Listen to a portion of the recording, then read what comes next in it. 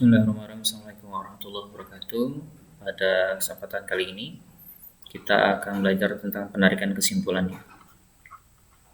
Penarikan kesimpulan.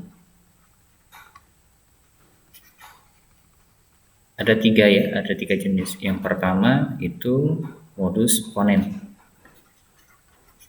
Modus ponens itu bentuknya jika P maka Q dia P. Nah gitu. Kalau yang sama kita coret ya, sisa Q. Gimana kalau misalnya tidak sama? Kalau tidak atau ingkaran, nah tidaknya itu turun, jadi gitu. Jadi tergantung yang mana sisanya gitu ya. Apa yang sama dicoret.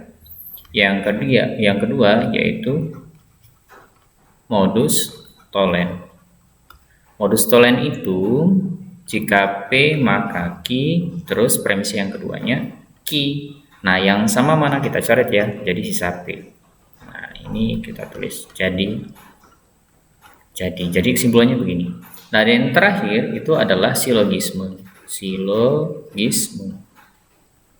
Silogisme itu jika P maka Q, terus jika Q maka R. Nah, kesimpulannya adalah apa?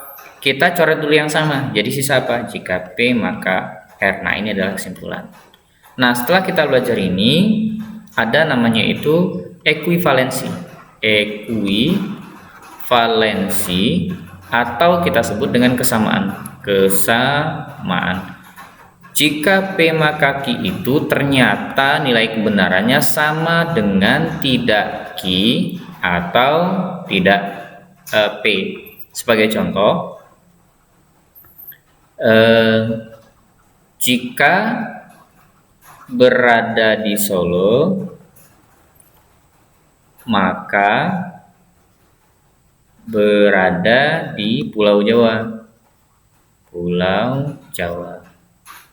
Ini nilai kebenarannya akan sama dengan, kalau kita misalkan dulu ya, ini jika P terus ini Q, ini maka ya, kita ganti warna deh biar enak. Jika P maka Q, ini akan sama dengan jika tidak berada di Pulau Jawa, maka tidak berada di kota Solo. Gitu kira-kira. Dipahami ya? Ini ekuivalensi. Ini ekuivalensi yang pertama. Ternyata ekuivalensi itu ada dua. Yaitu jika P maka Q itu akan bernilai sama dengan tidak P atau, bacanya atau ya, atau Q. Nah ini. Tidak P atau Q. Jadi ini akan sama jika berada di Solo maka berada di Pulau Jawa, akan sama tidak berada di Solo atau berada di Pulau Jawa gitu, akan sama nilai kebenarannya, nilai kebenaran, bukan ininya, bukan konsep kalimatnya tapi konsep kenyataannya, tapi kebenaran pada kalimatnya itu. Kemudian cukup ini saja sepertinya materi untuk ekuivalensi dan penarikan kesimpulan. Materinya hanya ini. Jangan lupa ya, ini bahwa kita memahamkan ekuivalensi atau kesamaan. Itu saja. Assalamualaikum warahmatullahi wabarakatuh.